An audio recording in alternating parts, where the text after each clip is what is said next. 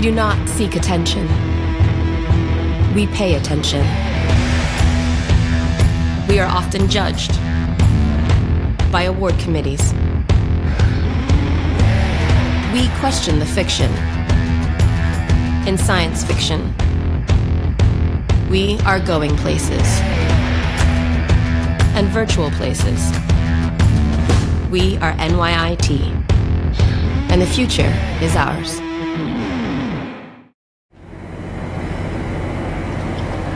Hi everyone, welcome to our Facebook Live session today. My name is Justin Beauchamp. I'm the Associate Director of Campus Life here at the Manhattan campus of the New York Institute of Technology. I'm here with Dr. Dan Cinotti, who's an assistant professor in our school counseling program here at NYIT. And we're going to be talking with you all today about LGBTQ bullying in K-12 schools, which is one of Dr. Cinotti's specialties in his work. So he specializes in the supervision and training of professional school counselors. And so would you mind just sharing with us a little bit about your research and some of your work in this area? Sure. So my background is in school counseling. I was a school counselor in New Jersey before I got my doctorate. And around the time I was transitioning into a doctoral program was the time that the first anti-bullying law in the country that covered K-12 students was passed in New Jersey. And it's called the Anti-Bullying Bill of Rights. So I became really interested in the law and the responsibilities that particularly school counselors had in sort of implementing the law. And then when I became a doctoral student, I started doing training for educators, mostly school counselors at the time, on how to implement the law, what kind of things they could do to prevent bullying from happening, and it became a real interest of mine at that point. Awesome. Yeah, and so now you do work for the state of New York. Yes. With the DASA law, so Dignity Right. for All Students Act, is that correct? Yeah, so the New Jersey law is the Anti-Bullying Bill of Rights, and the New York law is called the Dignity for All Students Act, and they're very similar, but now I do trainings for educators, and it's required for them for their initial certification, like 3 times a month. They come to our campus at NYIT, and they take a 6-hour training on the law, on their responsibilities, and also on bullying prevention. Yeah, awesome. So I had a chance to go to one of those workshops last night, which was quite engaging. For coming, by the way. Of course. I appreciate that. It was great being the one person that was like, all right, raise your hand if you're here for fun.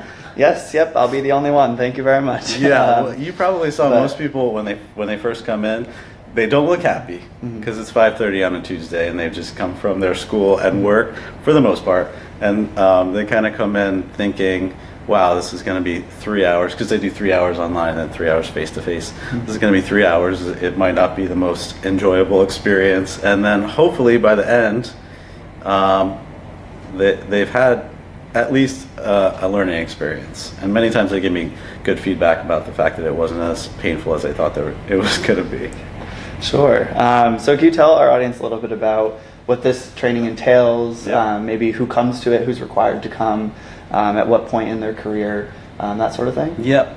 So if you're going for an initial certification and you want to work in public schools in the state of New York, you have to take certain trainings. There's 3 of them: school violence prevention, and identifying child abuse and reporting that, and bullying reporting and prevention. And so for us, they do 3 hours online, and they come to us 3 hours face to face. I spend some of the time going over some of the definitions of the law and some of the things that they need to know about who to report to and what needs to be reported. And then we spend most of the time talking about cases, real cases, some of which were things that I experienced as a school counselor, some that other people have told me about, and then some that I just kind of pulled from the headlines, unfortunately. And so we spend most of the time having discussions about whether or not we think bullying is going on in those cases and what to do about them. Sure. And just a reminder for the folks that are listening in, we certainly would love, as we're going through, if you have questions, comments, if you want to tell us where you're listening from, we'd love to hear from you, and we'll certainly get to a Q&A at the end of our chat here. So feel free to leave those in the comments section for us as we go along.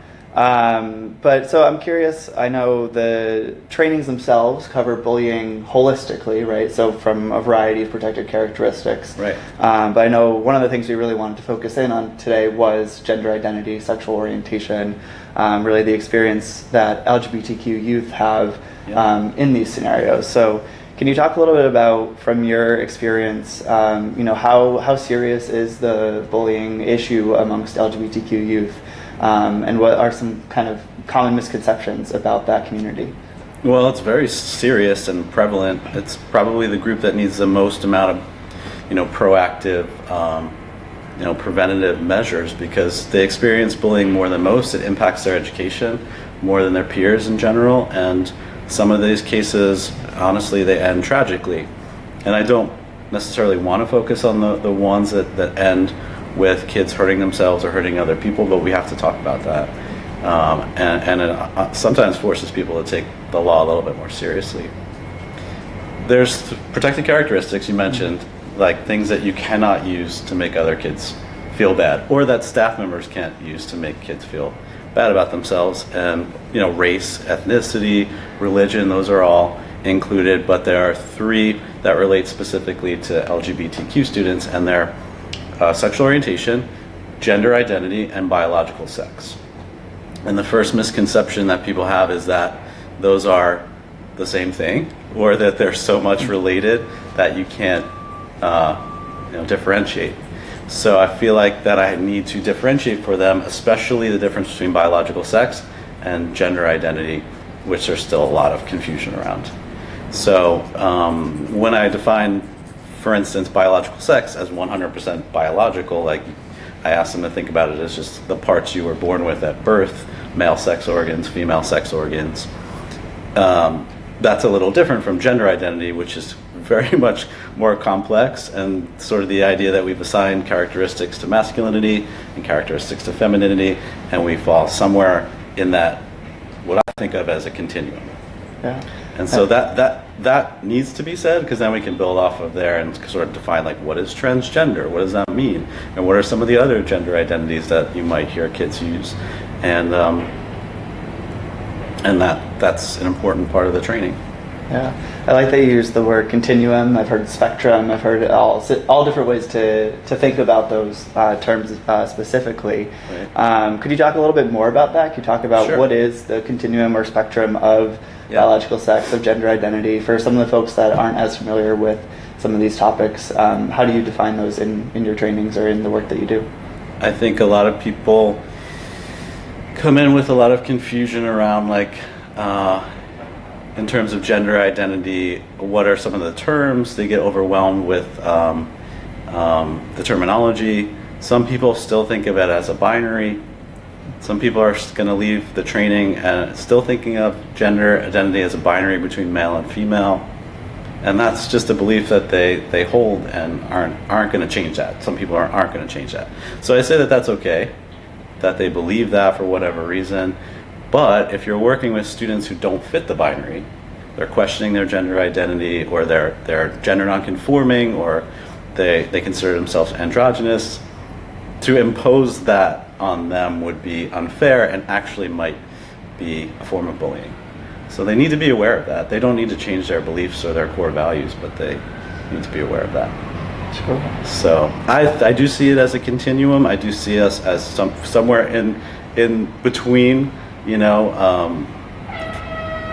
what we think of as masculine and what we think of as feminine, but not everybody is there yet. Sure. Yeah. Would you have any thoughts or recommendations on folks that are looking to not only be more aware and knowledgeable about the experiences that LGBTQ youth have, where they can seek out answers beyond trainings like the ones you have, whether they're educators or not?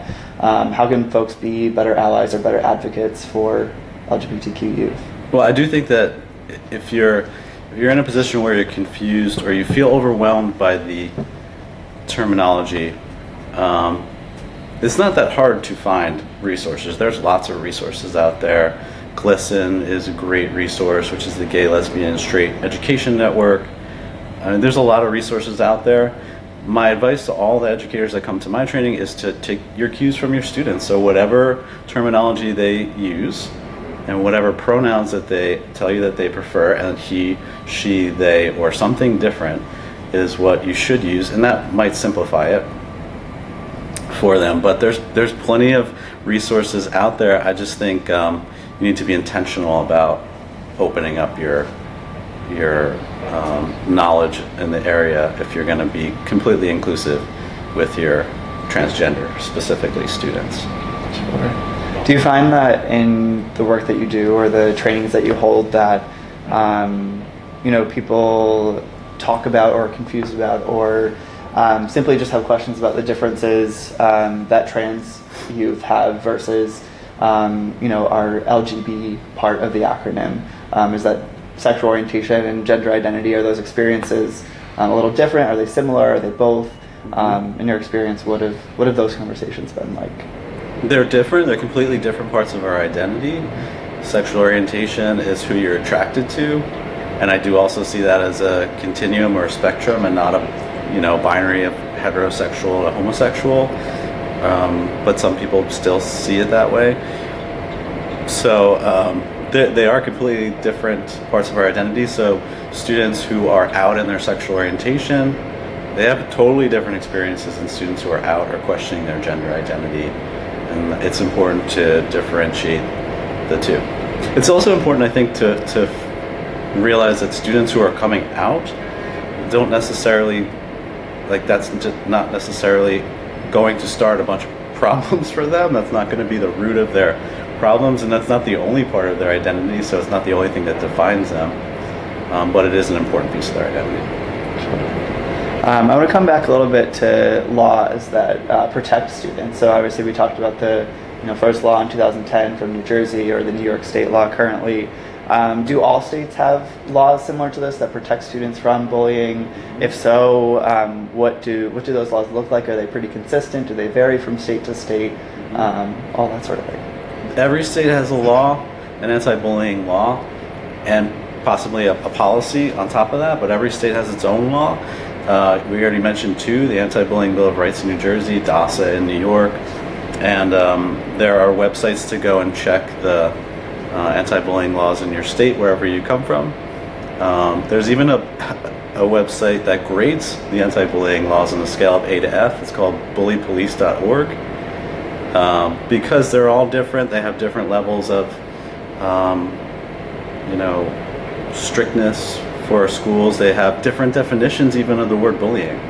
And just one example of that is that New York and New Jersey both define bullying as possibly one single, action, while in other states it has to be like the traditional idea of this consistent ongoing behavior.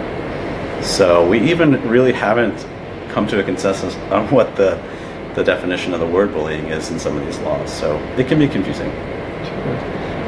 Where do you see there being some gaps in the law, whether in New York or just generally speaking? Where might the law have, I don't want to say necessarily loopholes, but where are there gaps, and where is there maybe a lack of accountability or enforcement of those laws that still lead to some of these experiences that LGBTQ youth have? There are gaps in accountability at this point. The law in New Jersey and New York and most states requires schools to report incidents of bullying and then follow up on them, and then if they are actually verified incidents, to file an official incident report. And the thing that some principals believe is that the more reports for their school has, and it's public data because they're public schools, the worse that looks for the school. So in some schools, quite honestly, the principals want to handle it a different way. They want to handle it their own way and not actually report it, or they discourage people from reporting.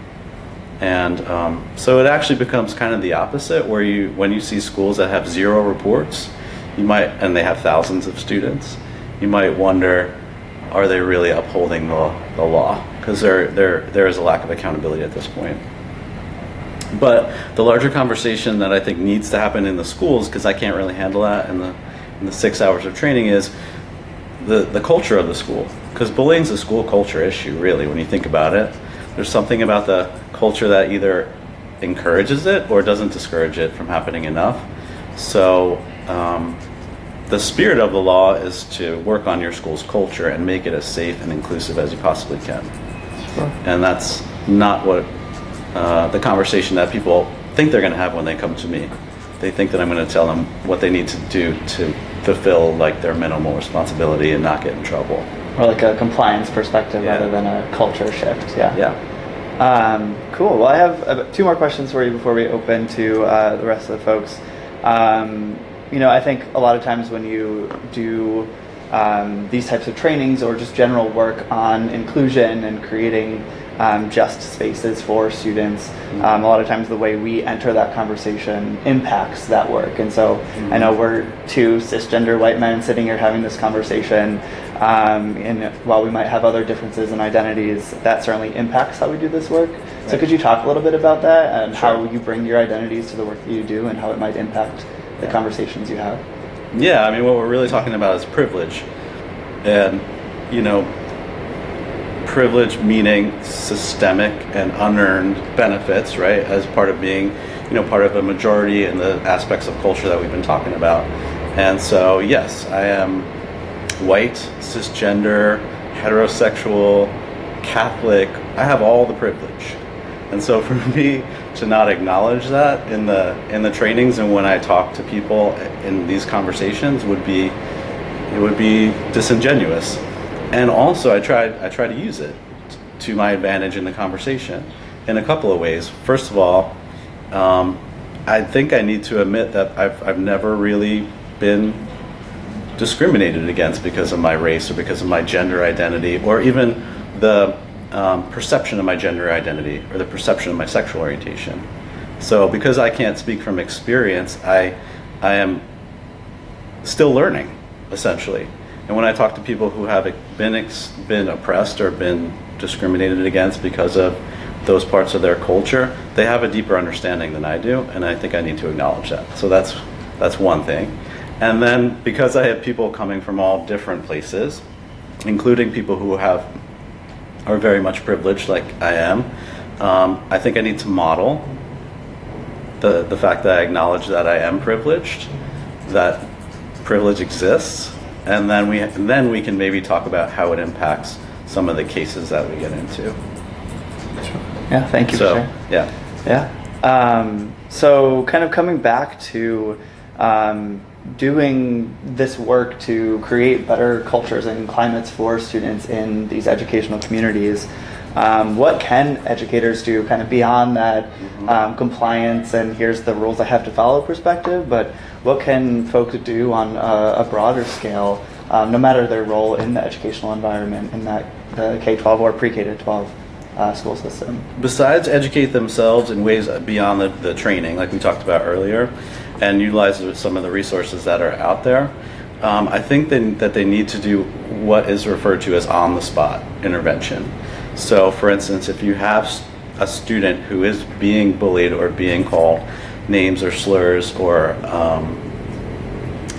being harassed, that you don't just wait until after class to go report it, or you don't just tell the student to cut it out and move on with your lesson, that you actually stop the class and you name what you see, which is that there's bullying going on in your classroom, and tell the students why it is unacceptable. And I understand that's really difficult because, first of all, you need to be comfortable with the subject matter, and as we talked about, a lot of adults are still not very comfortable with that. So it's tough, but that's the next step, right? Is to get teachers in the classroom and counselors and administrators to feel comfortable doing on-the-spot intervention and using it as a teachable moment. Yeah. So one of the cases that I have, the very last case, right after I differentiate biological sex and gender identity and sexual orientation, is about a student who's transitioning in their gender identity from a cisgender boy to a transgender girl. And by the way, most people don't know what the word cisgender means, which just simply means that your biological sex and your gender identity align. So you can think about it as the opposite of transgender. Mm-hmm. And so the student is transitioning, everybody's prepared, everybody knows this is happening. the teachers are aware, and then on the first day of class, the teacher, as they're calling for attendance, calls the student by their cisgender name Michael instead of their transgender name Michelle. And everybody stops to wait to see what happens, right? So essentially this is the student's coming out moment, and the teacher has dropped the ball. Or maybe they're unsupportive, like they are not going to do this because they don't support the student's transition. We don't know. So then the conversation becomes like, if it is intentional, then people feel it's a lot easier to call it bullying, right? But if it's unintentional and they just read the name that was on the roll and weren't prepared for the moment, then that's a whole different level of conversation, because that would be considered a microaggression, an unintentional act, but still, like, Michelle might be quite upset about it. So that's the type of case that we talk about, and I'd be interested to see what people who are watching think about a case like that. Is it bullying if it's unintentional in like terms of a microaggression? And what do we do about microaggressions? Sure. So. Yeah, and I think the interesting and fascinating thing for me is that these conversations, we could be here for 2 hours, 2 days, and keep having this conversation, but definitely want to turn to a question from Briley, who wants to know, how do you approach a student that you suspect is being bullied? You're not maybe sure about it, but I guess Briley's asking if you just suspect that that's happening.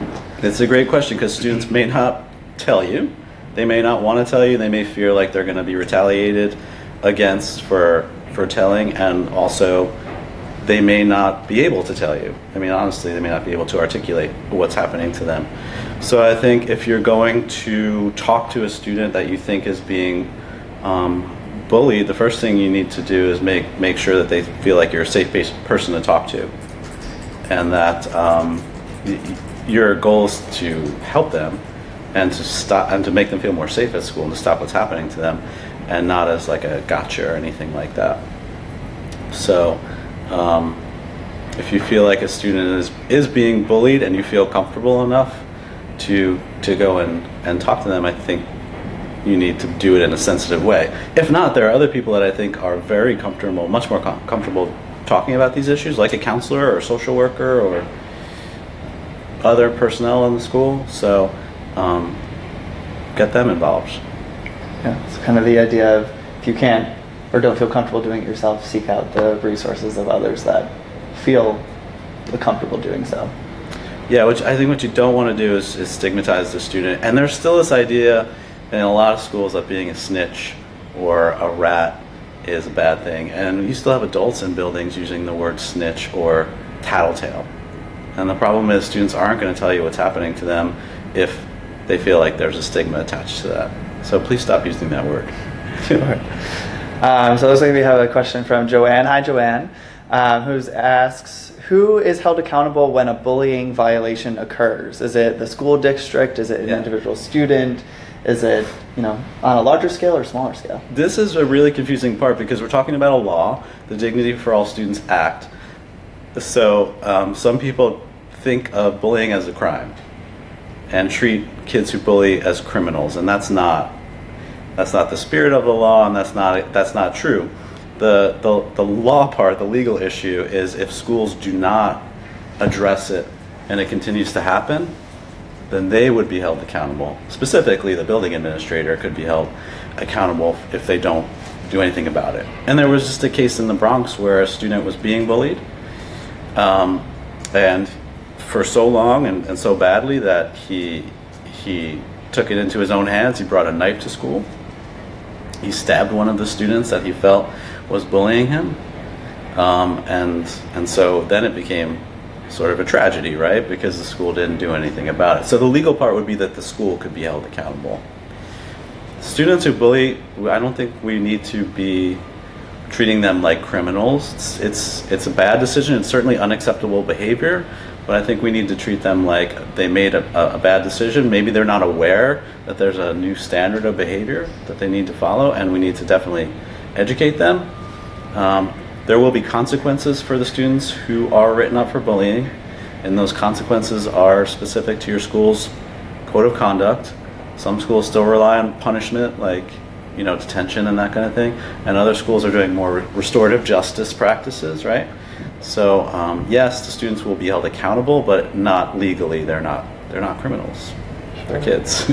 Yeah. So if you were to, in your ideal world, have, and I guess maybe it would be case by case depending on the situation, but what ideally would be that educational reparation or sanctioning for students that either are unaware, unwilling to learn? What type of educational opportunity would you provide them as bulliers in that situation? That's a great question. I mean, I think more so education. What I would not like education, like conversations like we're having on the developmental level, where whatever age they're at, sort of like character building or character education, infusing it into the curriculum. What I wouldn't do is a mediation. A lot of schools want to do mediations between students who bully and the students that they have bullied, and because bullying, essentially, there has to be some kind of difference in power. What generally happens in a mediation is that power dynamic makes it really kind of unproductive, and at worst, the student who is being bullied might continue to be traumatized. So I really don't recommend mediations, like getting the students together to have these conversations, but some kind of education or some kind of activity for the student who bullied, so that they're more aware, first of all, and sensitive second. Yeah. Sure. Yeah. So a question from Alex, who wants to know, how do we make students aware of anti-bullying laws? And do the laws deter bullying? That's a great question. We make them aware of bullying laws by telling them what the new standard of behavior is. I keep saying that because you have a lot of people who they come to the trainings and they think, well, my kids come from a place where this is just part of the culture, or it's been part of the school culture for so long that they feel like it won't change. And I don't think that that's giving the kids enough credit, because kids, they change their behavior from what they do outside of school, out in the community or out at home, to when they come into the school all the time. So they can do it, they just need to know what the standard of behavior is. They need to know what some of these protected characteristics are and why they're in place. And that needs to be taught. So while there's not a lot of time in the day and in between all the other things that need to be part of the curriculum, it needs to be infused in some way.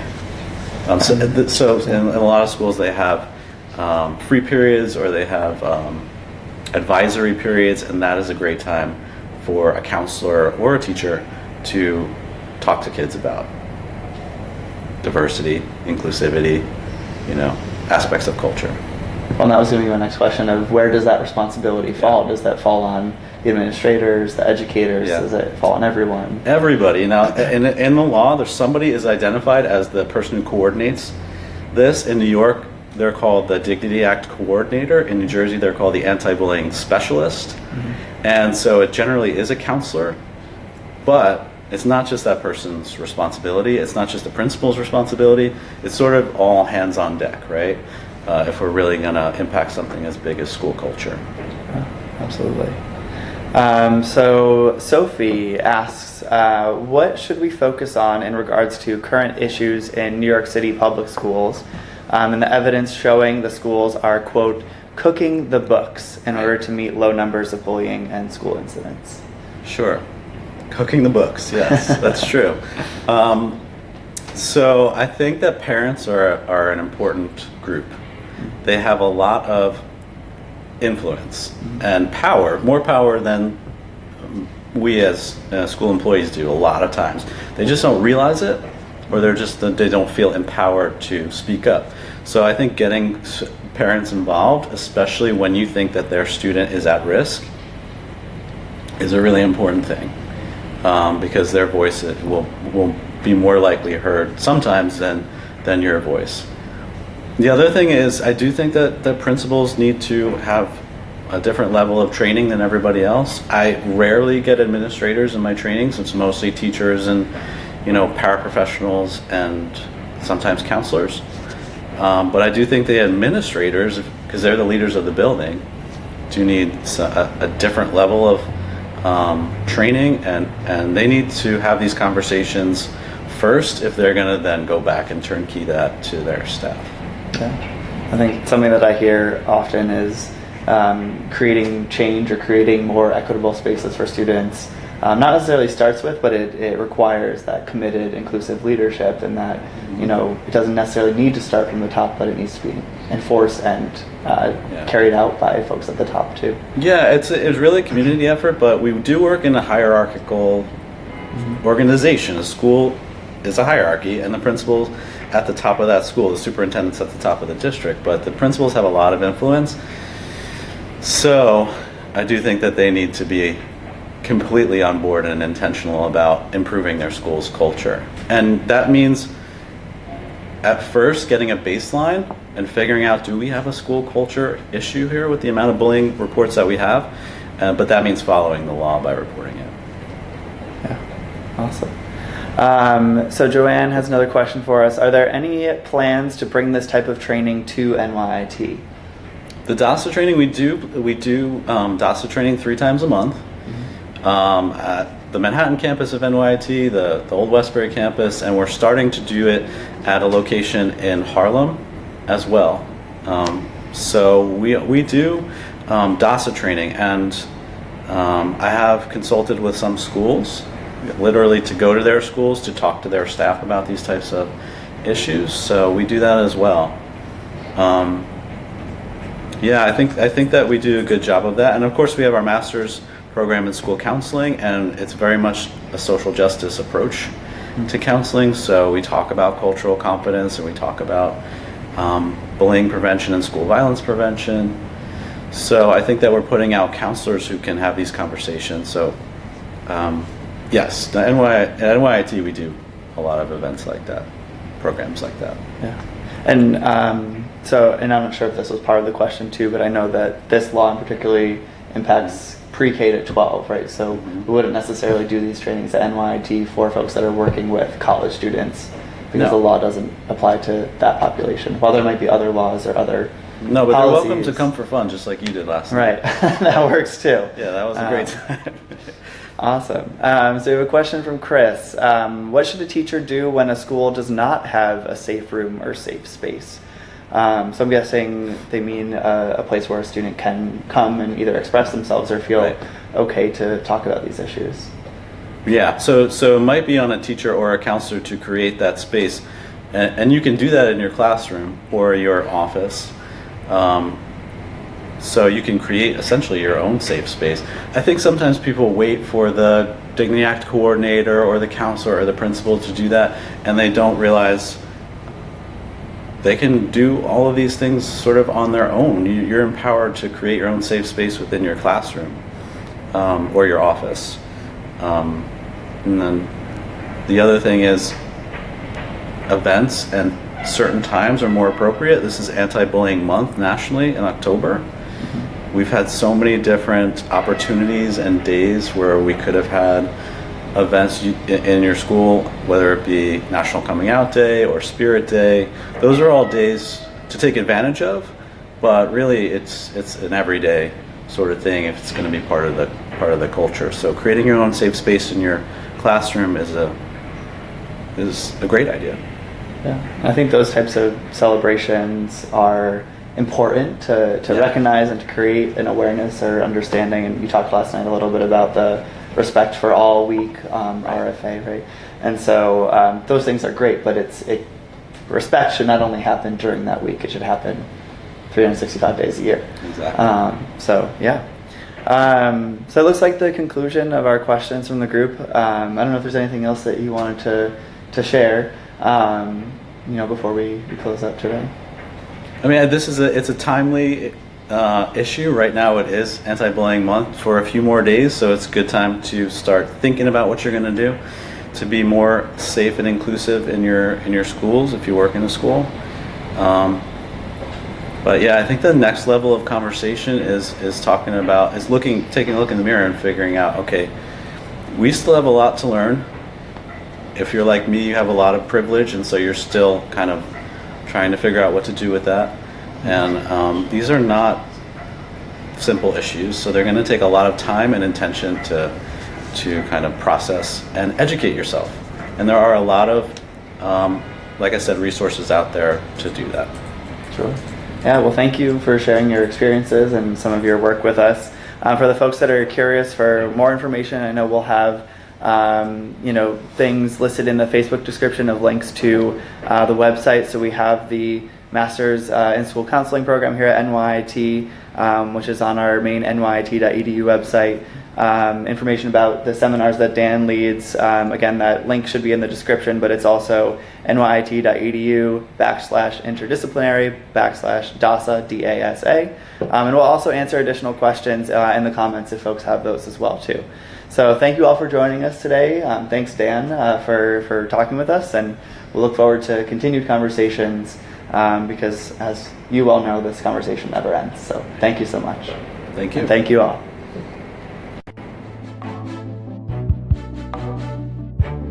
Not many people think about how similar our nervous system is to an electric circuit. But as bioengineering students at NYIT, we can't help but see things this way.